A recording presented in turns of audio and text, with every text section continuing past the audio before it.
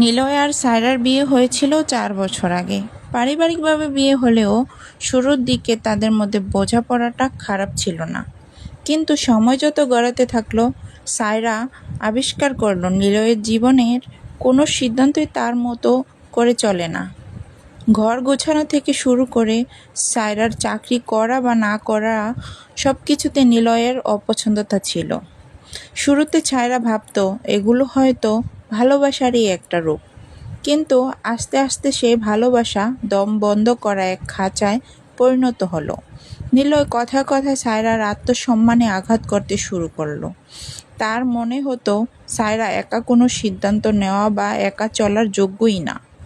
বিচ্ছেদের সিদ্ধান্তটা হুট করে আসেনি। সায়রা অনেকবার চেষ্টা করেছে নিলয়কে বোঝাতে। সে বলতো, সংসার তো একটা কাচের ঘরের মতো নিলয়, তুমি যদি সারাক্ষণ এটাতে ঢিল মারো একদিন এটা ভেঙে গুঁড়ো হয়ে যাবে।